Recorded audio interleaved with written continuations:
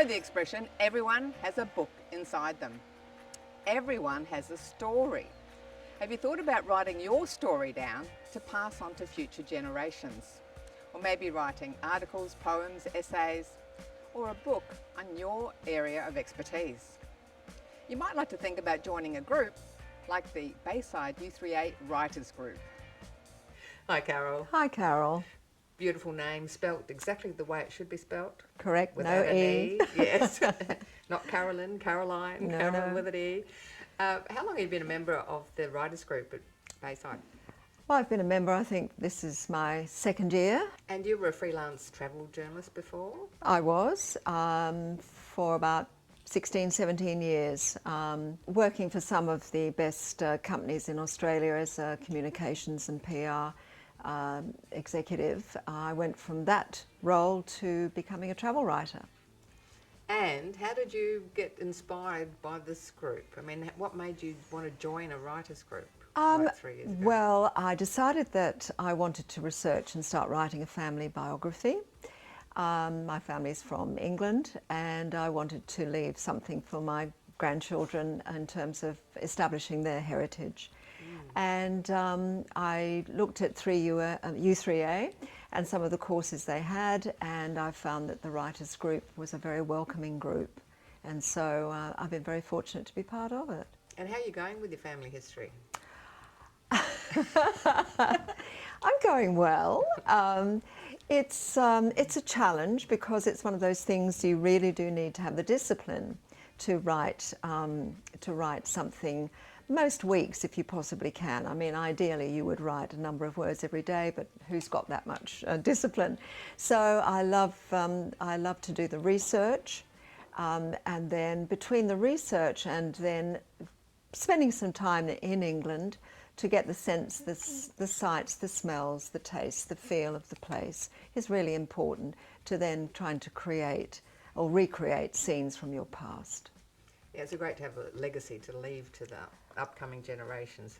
You know, it's a really big thing for a lot of people over 50 to start really investigating their family history. Well, it has, and I mean ancestry, of course, with the programs on television and people's personal interest in researching their own personal histories and ancestry has just been an enormous boon. I think nearly everybody I meet is doing something, you know, with their family research, and it's all part of wanting to feel part of where you've come from. I'm looking forward to finding out in the next year or so how far you've got with your family history. Thank you, me too. Thanks, Carol. Thank you. Hi, Joy. Hello, Carol. Now, you've been involved since, what, 2013? You did a course on writing radio plays Yes, or something? I What did. piqued your interest to do a course in that? I've always loved, I used to listen to radio plays. I'm originally from England, so Okay. we only had, we didn't have a TV till I was about 10. Okay. So it was all round the table having Sunday roast or that. You listen to the Goons or something? Oh, absolutely. Take It From Here, Ken Horn, Round the Horn. Yeah, it was fabulous, really. And they used to have plays, radio plays, at night as well. So Okay. fantastic stuff. So I hadn't forgotten about them, but they weren't on here, and it was just. So you didn't have any radio plays here that you were listening to? No. No. So it was just seeing there was an ad in the paper in 2012 for U3A starting up. I was in a bit of a rut and thought I'll go. And I did Australian history, Australian law to see if it was different to the UK stuff. And then a few months later they had a new course, how to write a radio play. Never written in my life, never. And I thought I'll go along, maybe they'll just tell us how you write it and show, you know, do all the sound effects, you know, Yes. or whatever, for the horses I was doing, or whatever it was. So I went, not realising actually that we'd be writing a play. Right. So Cheryl was there with another lady, Terry Adams, who was on Southern FM at the time with her own show. And they just said, you've got 6 weeks to do a radio play. And I thought, what? So you had 6 weeks to write one? Yeah. That's your first time? Yeah. Oh my And goodness. the other 3, we had 6 of us there, and I think we've still got the original 6 people from that still in our group here. And I was quite terrified because, and Cheryl and Terry were great. We had handwritten, notes given out on how to do it, and I got home and thought, this is mad, I can't do this, but I had a go. It was awful, my first play, God.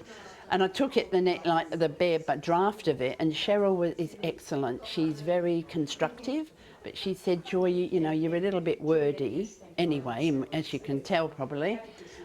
You've got to pull it back a bit. And I was like, oh, you know, I like all this. But I went home, did my stuff, and it wasn't great, but it got my interest too. And then from there I did more radio plays, and then Did you put the radio play on? Yes, Cheryl has it produced. And the first 6 weeks you wrote it and you produced it. It actually was put on, yeah. Oh my goodness. All of ours were, yeah. Wow. She knows a lovely man from ABC days who has a recording studio in his house in Brighton, and we go there and do them all. So it was excellent. And then that's very rewarding to see that instant result like that. Yeah, marvellous. And then a few years later, I love Pam Ayers, the English comedian poet, and I thought I'll have a go.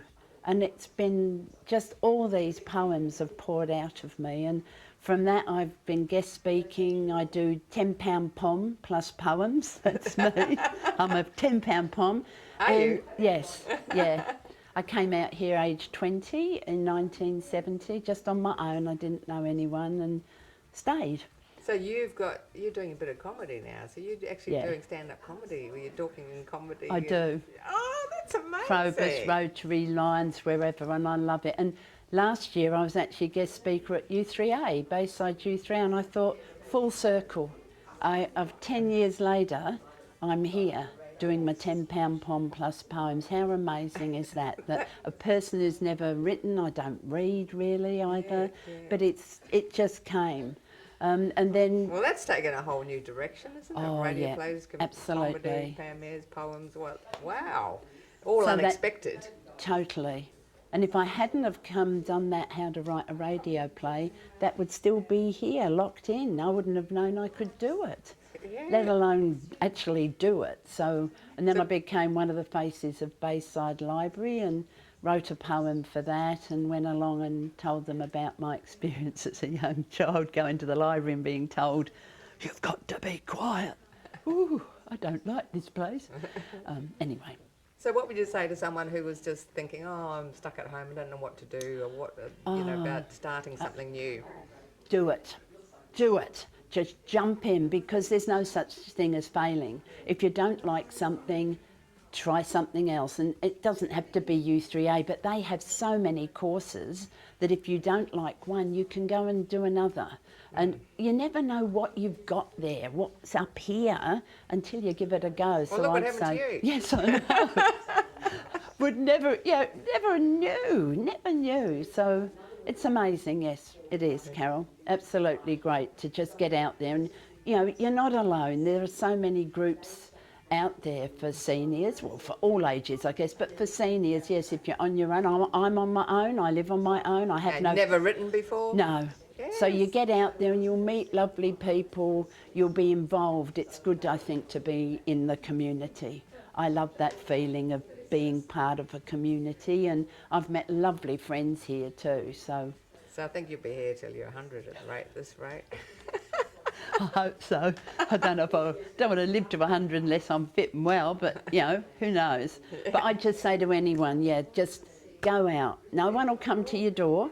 No one comes knocking. But if you go out and go to U3A or what other clubs, I'm in Probus as well, and they're good, I think, too. So just have a go. Get out of the house and have a go. Yes. Yes.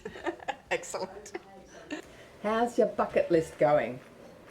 By watching this show, you should pick up some ideas for things you want to do now, when you become semi-retired or retired. Maybe writing novels, poems, radio shows, plays, historical works, or even just some family history to leave as a legacy. Give it a go. Information on all our guests is on our website. If you or others would like support with processing grief, check out Jodie Atkinson's Have You Met My Grief? Please connect with us through Facebook, YouTube or Insta. We look forward to hearing stories on fun things to do after 50. Just drop us a note. Whatever your age, keep moving that body. because movement is life. 5 minutes a day and you're on your way. I'm Carol O'Halloran. See you next time.